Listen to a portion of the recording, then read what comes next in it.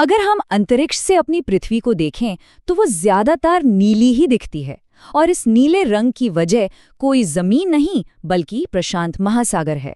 ये हमारे ग्रह पर सबसे बड़ी, सबसे गहरी और शायद सबसे रहस्यमयी जगह भी है। एक ऐसी दुनिया जिसे हम आज भी पूरी तरह से समझ नहीं पाए हैं। और सच कहूं तो यही वजह है कि प्रशांत महासागर ने जाने कितने राज अपने अंदर छिपा रखे हैं।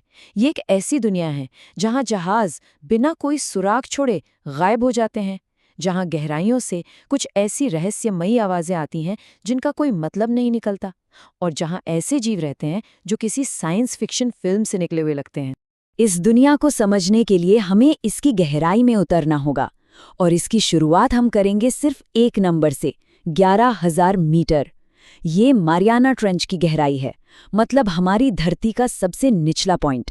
एक ऐसी खाई जो इतनी गहरी है कि हम ठीक से उसकी कल्पना भी नहीं कर सकते। तो चलिए आज हम इसी दुनिया में गोता लगाते हैं। हम ये खोजने की कोशिश करेंगे कि आखिर इस महासागर की गहराइयों में क्या छिपा है। क्या वहां सच में एक ऐसी दुनिया है जिसके बारे में हमने अब तक सिर्फ कहानियों में ही सुना है?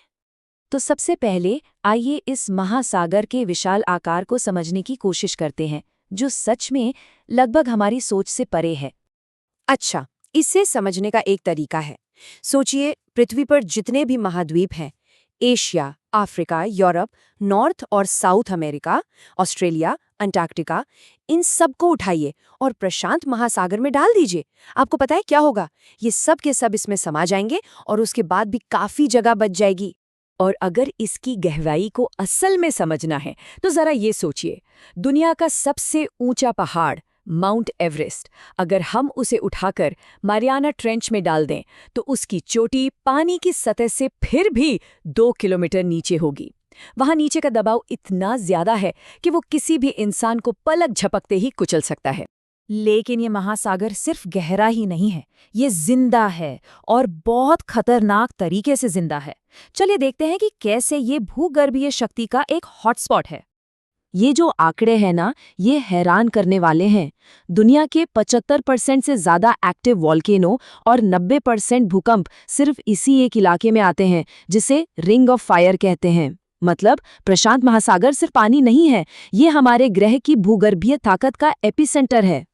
पर इस महासागर में सिर्फ धरती ही अपनी आवाज नहीं सुनाती, इसकी गहराइयों से कुछ और भी रहस्यमयी आवाजें आती हैं। आवाजें जो एक अनदेखी दुनिया की तरफ इशारा करती हैं। साल था 1997। वैज्ञानिकों ने प्रशांत महासागर की गहराइयों से आती हुई एक आवाज रिकॉर्ड की। उन्होंने इसे नाम दिया द ब्लूप। ये आवाज इतनी ज्यादा शक्तिशाली थी कि इसे 5,000 किलोमीटर दूर तक लगे सेंसर्स ने भी पकड़ लिया था। तो सवाल ये था कि आखिर ये आवाज थी क्या? अगर ये किसी जानवर की होती तो उसे ब्लू व्हेल्स यानी हमारी धरती के सबसे बड़े जीव से भी कई गुना बड़ा होना पड़ता। आज वैज्ञानिक ये मानते हैं कि ये शायद किसी बहुत बड़ी बर्फ की चट्टान के टूटने की आवाज थी। लेकिन एक शक वो हमेशा बना रहता है, और 2 ब्लूप का रहस्य आज भी पूरी तरह से सुलझा नहीं है।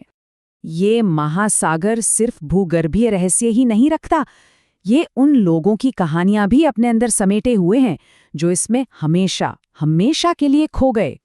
ये टाइमलाइन हमें दिखाती है कि महासागर को तकनीकी तरक्की से कोई फर्क नहीं पड़ता।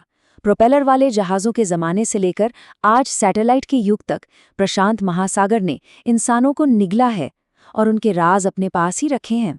1937 में दुनिया की सबसे मशहूर पायलट अमेलिया ईयरहार्ट प्रशांत महासागर के ऊपर से गुजरते हुए गायब हो गई। ये उनके आखिरी रिकॉर्ड किए गए शब्द थे। इसके बाद सिर्फ खामोशी।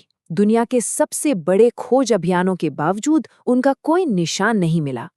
और फिर आता है 1955 का साल।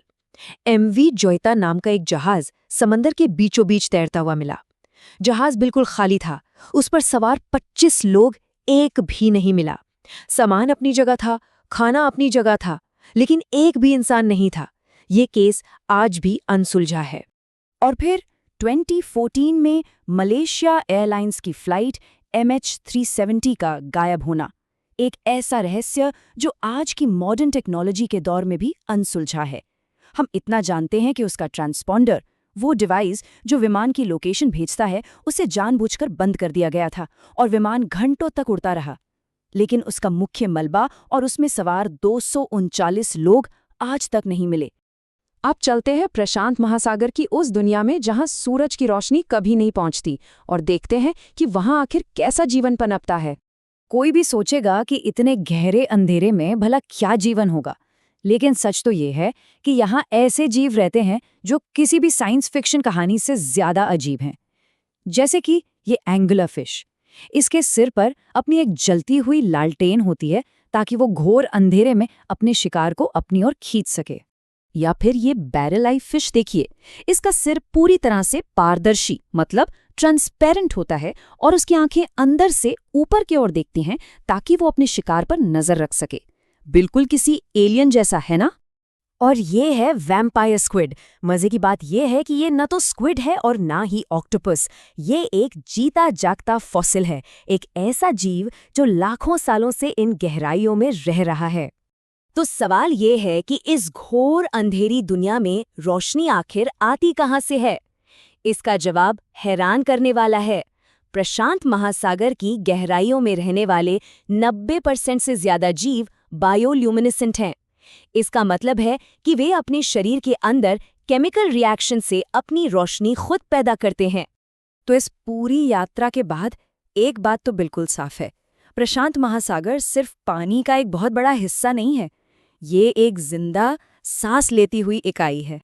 और यही बात हम इस महासागर के सबसे बड़े सच तक ले आती है। ये हमें याद दिलाता है कि हम अपने ही ग्रह के बारे में असल में कितना कम जानते हैं। जरा सोचिए, हमने आज तक महासागरों का सिर्फ 20% हिस्सा ही एक्सप्लोर किया है। बाकी का 80% हमारे लिए आज भी एक पूरी तरह से अनजान दुनिया है। ये महासागर हमें बार बार ये याद दिलाता है कि हम अपनी सारी टेक्नोलॉजी के बावजूद अपने ही घर, अपनी पृथ्वी के बारे में कितना कम जानते हैं। और सवाल यही है कि इस 80% अंधेरे में और क्या-क्या छिपा हो सकता है।